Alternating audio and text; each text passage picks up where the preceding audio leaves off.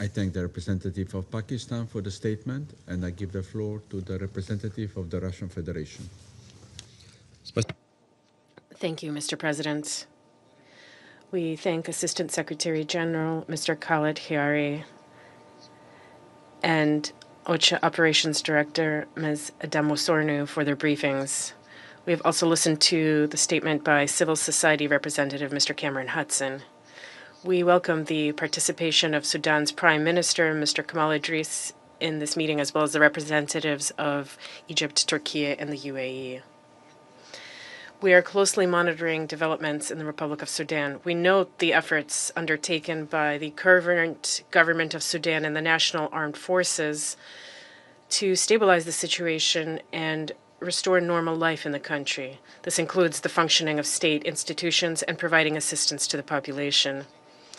This is confirmed by the support given to the government by the Sudanese people themselves.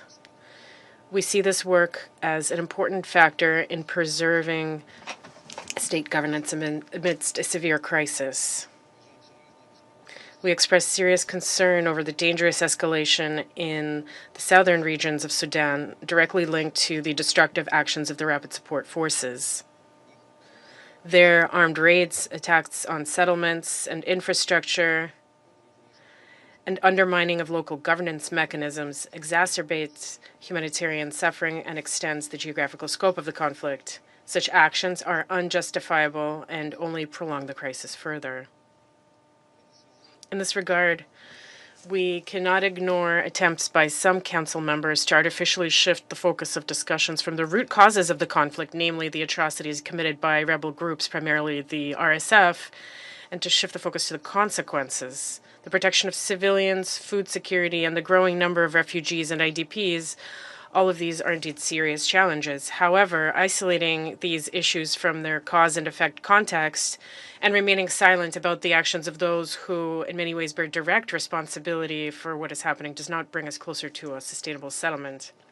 We proceed from unconditional respect for Sudan's unity, sovereignty, and territorial integrity. Any attempts to undermine these principles, including through the creation of parallel power structures, carry serious risks of disintegration for the country and could lead to irreversible consequences for its statehood. Such a path is unacceptable and dangerous, above all, for the Sudanese people themselves. Mr. President, the legitimacy of Sudan's current government should not be questioned.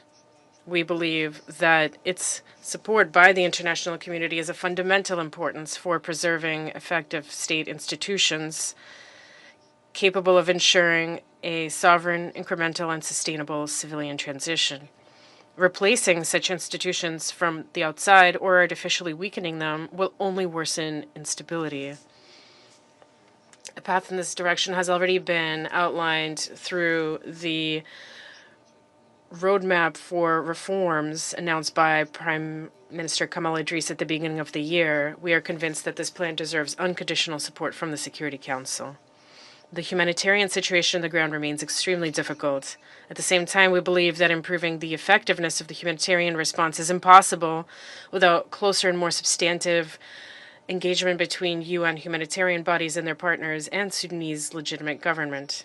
Ignoring national authorities and attempts to work around state mechanisms undermine coordination, create additional risks for personnel, and do not contribute to a sustainable improvement of the situation for the civilian population. A sovereign state must remain the central link in humanitarian response efforts on its territory. The Russian Federation has consistently advocated for a ceasefire without delay and a transition to a political settlement of the conflict. We are convinced that the only viable path to peace is a broad, inclusive, intra-Sudanese dialogue that has not been imposed from the outside and that takes into account the interests of all the major political and social forces in the country. Decisions about Sudan's future must be made by the Sudanese themselves without external pressure or prescriptions. We take note of the various mediation initiatives and efforts aimed at facilitating a settlement. At the same time, we believe that the leading and guiding role in coordinating such efforts, as well as in creating a constructive atmosphere for cooperation between influential regional players, should belong to the United Nations. And most importantly, any initiatives for sustainable political settlements must not be adopted behind the backs of the Sudanese people themselves. It is essential to refer to Khartoum's opinion and its vision of ways to overcome the crisis. We look forward to more vigorous efforts from the Secretary General's personal envoy for Sudan, Mr. Ramtan Lamamra. We hope that following his contacts with the opposing sides and regional partners, the Council will have concrete, well-considered proposals on the parameters for a fair political settlement without infringing on the sovereign right of the Sudanese people to independently determine the future configuration of their state. We are convinced that the Security Council's role in this is to promote de-escalation and national reconciliation, not to deepen divisions. Russia stands ready to continue making a constructive contribution to collective efforts aimed at restoring peace, stability, and unity in Sudan. Thank you for your attention. I thank the representative of the Russian Federation for the statement, and I give the floor to the representative of the United States.